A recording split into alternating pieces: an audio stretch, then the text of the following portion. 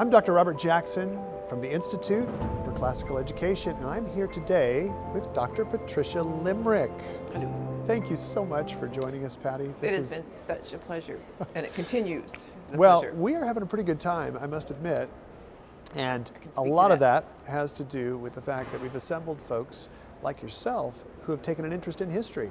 And part of your story, which I became familiar with, is just how history drew you in, how the historian's craft, as we call it, became your own. Could you tell us just a little bit about what really caught your fancy? Well, since you have to edit, I'll just say that actually a lot of this came from the fact that my parents were quite stern disciplinarians, and the one way that if you had done something that was regrettable or you shouldn't have done, the one hope for you was to tell them a story that would engage and entertain them. And then they would forget that you had been did some kind of reprimanding. So I think that might have been the first round of conditioning, is that when in an uncomfortable situation, assess the narrative resources you have, and that's your only hope, because if you don't do that, it's So I think Curtains. that might have been the origin of that. And I think I was fortunate to have parents from Salt Lake and Brigham City, Utah, and so that was interesting. And so I had to think, well, why is Utah so different from other places? I don't think I thought that at a very deep level, but I knew that we were from an interesting place. And then we ended up in Southern California, which was a strange situation in itself. So I can see I was getting some of that. Then I don't want to overstate this, but it is good. You work with teachers. You work wonderfully with teachers. I think from a lot of it, it's the teachers I had. And I worry sometimes if I had had a warm and encouraging and charismatic chemistry teacher, what would have been? What would you have become? Oh no! It could have been great. It could have been wonderful. But I do feel, and I mean, this is so circular, because I think that the teachers who I found most appealing were the historians. Right.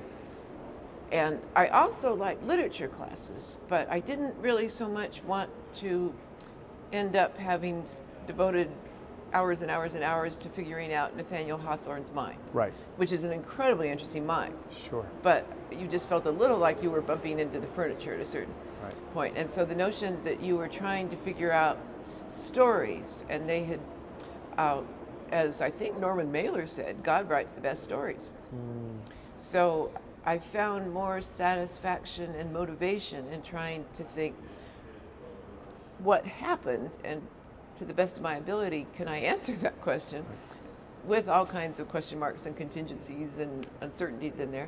And then once I get something going in that, can I then get somewhere with what does it mean? What do we learn from it? Why should we have known this? What lingers in our world from this? So I had really good teachers in high school, actually junior high, high school, college, graduate school. I had some not so good teachers. I suppose it's only people. It's all the mix, yeah, that's won't right. believe me if I go too far in the other direction, but I was really lucky.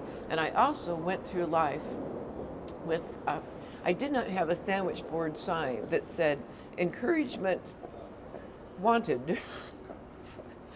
Anyone can apply to provide encouragement. So, but I think I was a somewhat precarious child in terms of, my big sister taught me how to read when I was very tiny. I ended up having to skip a grade in a small school system so everybody could see I was supposed to be going into third grade instead of going into fourth grade. So I think there were things that made me think this is a precarious world, and I'm not entirely certain where I am to fit in that.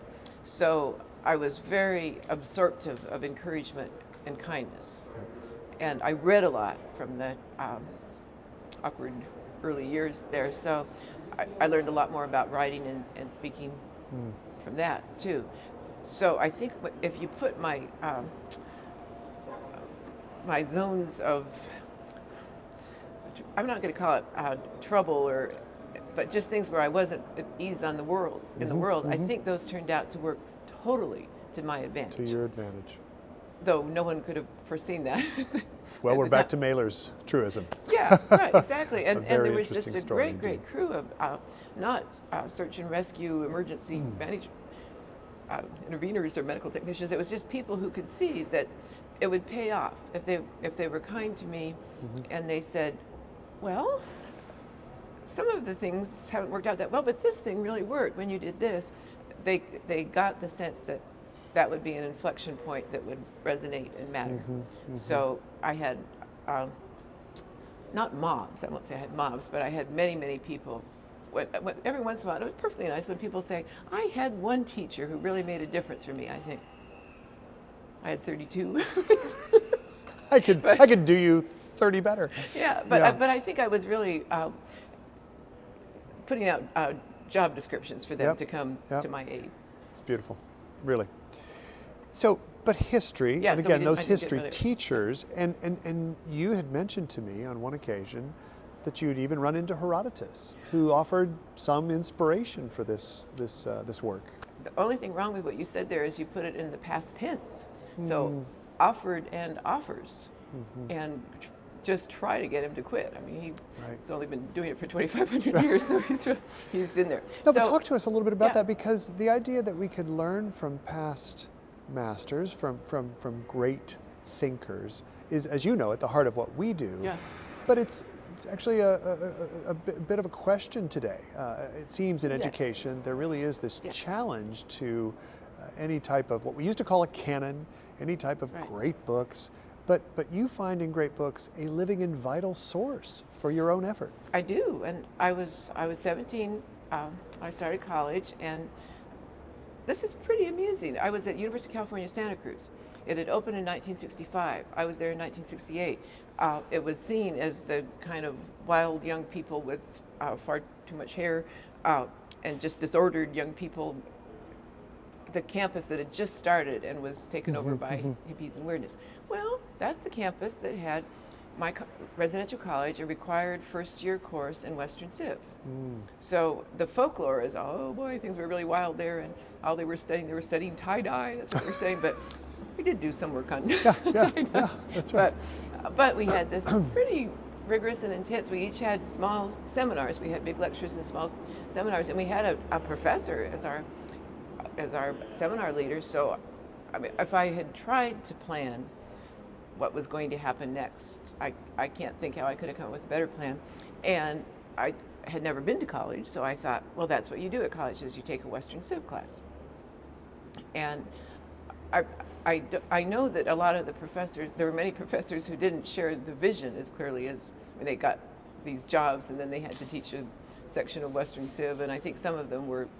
But I got somebody who was all in, a man named Jasper Rose, from British, and very intense, thinking all the time. And so I came in to see him in our Western Civ class. I was rightly frightened because there were students there who had gone to pretty sophisticated high schools. And I thought, I don't know most of these names or these kings, and I don't know what. So I went in to see Jasper Rose, who always called us Ducky. And he said, I said, oh, Mr. Rose, I'm just in very bad shape here. I just went to a small town in high school, and I'm just not ready for this. And I think I need a textbook, because that was certainly part of Santa Cruz, that we were not going to be reading textbooks, but I thought, that's really what I need. So he said, oh, Ducky, he said, here is a book. And he said, it's quite dreary. You'll find it quite dreary, but if this is what you think you need, take this textbook. And I'm just, oh, my textbook. And he says, Ducky, it's very dull. It's very dull, but if you think it will give you comfort, here, take this textbook. And so oh, thank heavens, a textbook. And then I go back to my room and I think, this is really dull. And no one could say that Jasper Rose, speaking about Western civilization, was dull or dreary. Those would be the last of the adjectives there. And that textbook was kind of dull and dreary.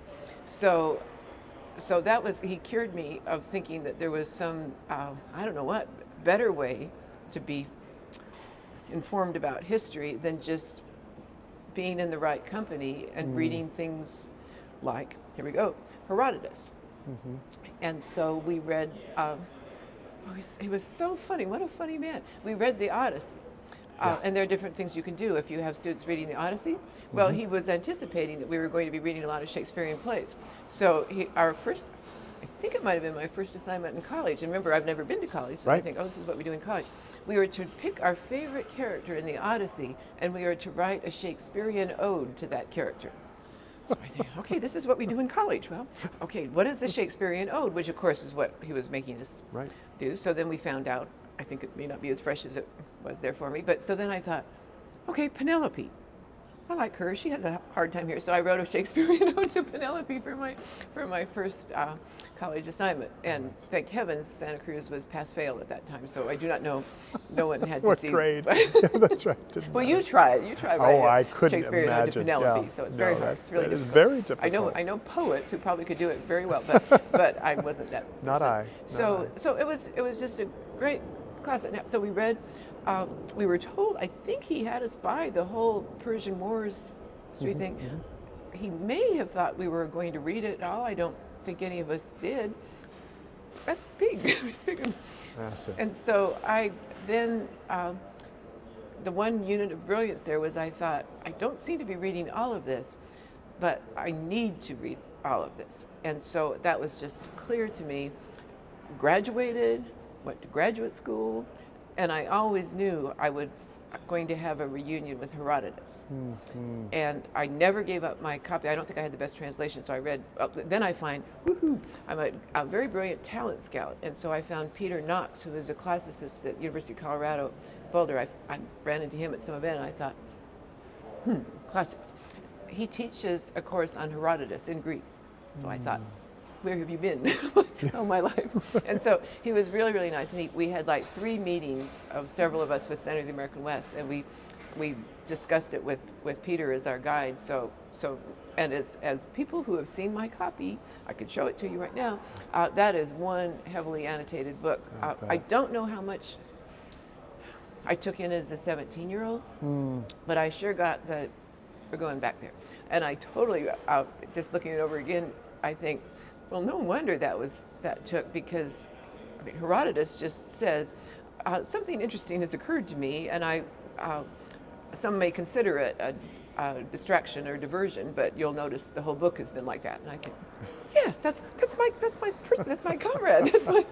Those are my people. Yeah, right. This is the fellow I've been waiting to find. And and Thucydides is not that. And I do feel I've done Thucydides an injustice, and because of your program, I feel can't do it till the school year ends. But I did start looking at the beginning of the Peloponnesian Wars. I thought, this is not seeming dreary to me. This is not the textbook. This is really, this is a person who's putting himself on record, why he is writing this and so on. So I think Thucydides is going to have another chance in life, which has been a long time.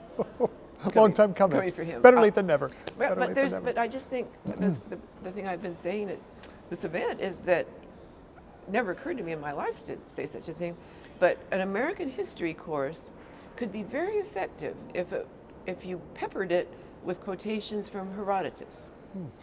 And the reason why that would be so effective is that the self-preoccupation happens. It's never a great thing. So if you're looking at the history of a nation and that's all that you're looking at, that's a little bit of a risk of navel gazing, and also just thinking that some things are exceptional and unique that may or may not always be that. So Herodotus being so extremely quotable, and I don't know the Greek, so Right, no, I understand. Herodotus' translators being, they're in some relationship, close one to the text. So I just felt that there were things. I'm just going to use a couple of examples because do we have all day? Please, or do we not have all day? please. No, Okay, so there is one episode where I'm not going to be quite clear. I won't make the mistake of referring to the group of people who are involved in this, but these are people who, like many populations, depend very much on having enough water for their agriculture. And if there are water works, and so even in a dry summer there is water, but the king has made allocations of that water. So Herodotus has a story, and it's just in the Herodotus mode, you're just racing by and you're going on to something else really fast, but he says that sometimes if there had been a dry summer, these people would be very desperate, and their custom was to go to the king's palace and stand outside. And I don't know what the Greek is, but the word is spectacular. These people would go to the king's palace and they would stand outside howling. And then, when they had howled sufficiently, the king would divert some water into their.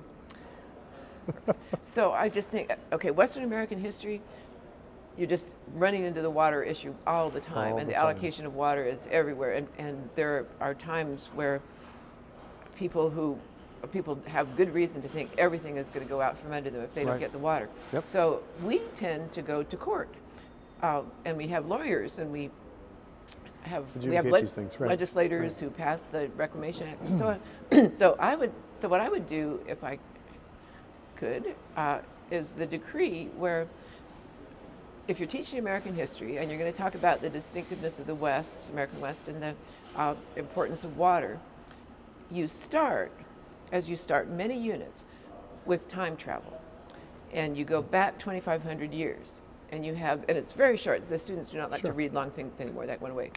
If you assign them Jasper Rhodes had assigned us a lot to read, and that wouldn't have gone over so well now. But so you have your, it's this much. And these people are frustrated and terrified, really, because they don't have enough water, and they go to the king and howl. And so that there are students who are really determined not to find anything interesting. But that is just kind of a striking thing. Yes. The dilemma that these people are in, that's striking, but then the way they choose to act on it, and that it works.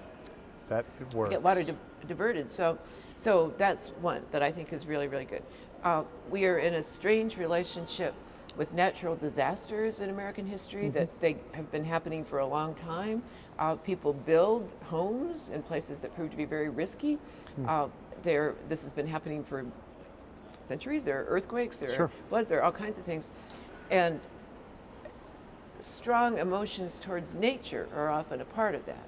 So rather than saying, should we have built here in the first place?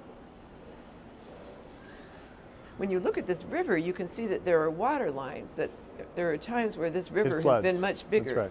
So maybe we should have thought, and in the future we should think more. The pattern, I would say, a good share of the time is not to do that.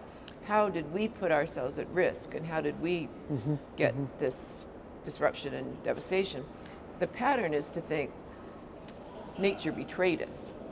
Okay, so then we have Xerxes, who is very mad because he has gone to a lot of trouble to get a bridge built, and it's over the Hellespont, and then the Hellespont floods, and the bridge goes out. Yep. And he's really mad. And Herodotus says that Xerxes then arranged to have the Hellespont lashed and whipped. And so he whipped, I can't remember how many, several hundred lashes for the river. And said to the river, you are a very wicked and bad river, really bad river. So that is just like, okay, that too, tiny little passage. Yep. Put that in, and then go to flood, and this is not just the American West. This is flooding on coasts and all sorts of places. So put that in there, and then you have the students in a state where you can say, how did people respond to these calamities, and when did it go towards accountability and recognition of their own role? Right. And when did it go into that damn river? That's right. We're Nature going to punish that river. Us. That's We're right. going to punish that river. Right. So, and some engineers got punished in this other story, but we won't go there because that's a little bit tough part of it. So it just seems like there's a passage that I'm so entranced with. I don't know what audience is going to be spared this, because it is so beautiful. It's so great. So we're despairing, for understandable reasons, over democratic governance now, and Congress does not seem functional and so on.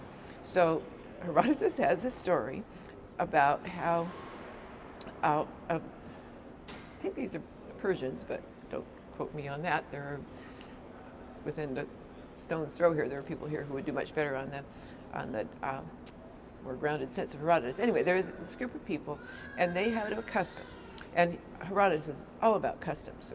It's a custom. He is just pulled in. He's just that's a magnet, and he's pulled to that magnet. So these people have a custom, and when they have a decision to make, they drink, and then they reach a decision. Then the next day, the person who's the host of this gathering tells them what decision they reached when drunk, and if they say yes, that we're sober now, but we'll make that.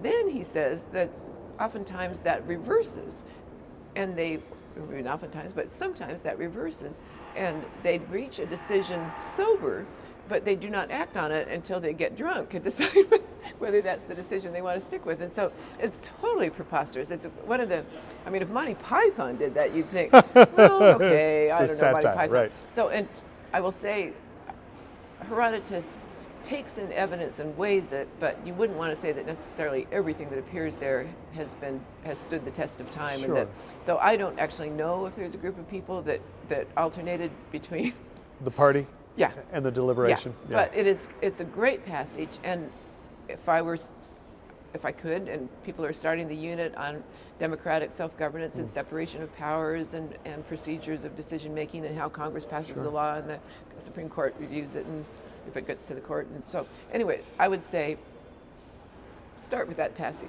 Yep, and think again about the democratic process. Right, and just widen that sense. How sober are we today? Well, there you go. How sober are we, and what a spectrum over time there has been of people saying, okay, we have to make a decision. That's right. Okay, how should we do that? And different answers to that. And that's where I just think this whole approach to the American History Survey class is quite brilliant, because it takes us out of the present moment, definitely. It takes us out of the last 400 years. It takes us out of the last 2.5 millennia. That's right. And I just think anytime we do that, sometimes we have to go hang out with archaeologists or paleontologists or geologists to get that. Yeah. But because Herodotus is, okay, so my best friends are geoscientists, but the rocks do not speak the way Herodotus speaks.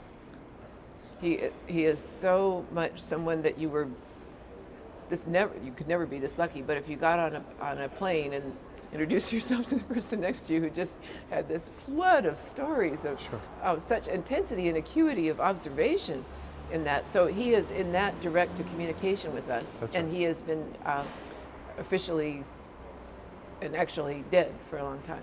That's right. But he is actually. Right. I forgot about that part. I mean, you forget about that. You do think, when I he have comes this to cow. life. I have this wonderful. Have I introduced you to my friend? That's right. Oh, he died 2,500 years ago. Oh, well, sorry that you didn't get to meet him. You do. Actually, you do get to meet him. You do get to meet him. Patty, I have to thank you, not only for the delight of the conversation, but the fact that I'm now imagining for my next flight, which I think is next week, who I might bump into and what kinds of stories. Now, I'm not expecting Herodotus, admittedly, but just the fact that we should be open to the very vital nature of history, properly understood. Yes. I mean, it's embodied, you embody it, and I'm once again seeing our interlocutor Herodotus as alive and well. Yeah. Yeah, and would he ever be surprised to find out that he was going to be condemned as a relic of a thing called Western civilization, which was a hegemonic, monochromatic thing? I mean, the areas he's writing about is such a swirl. There's so many civilizations, and they're not all on great terms, and sometimes they're drunk, and sometimes they're not. And so he's going to help us bring multiculturalism back, I'm sure. Multiculturalism, and you know what else he's going to do, which is, multiculturalism with, I guess I wanted to find out what the experts really say about this, but if that's not a sense of humor at work and stuff, I don't know what that is. There seems to be a person who is finding amusement. Yep. And serious troubles and trials. Amid it all. If he could bring humor back into our thinking about serious issues, that'd be good for us all. That could cure us. Thank you so much, Patty. It's been a delight. You're welcome. Thank you.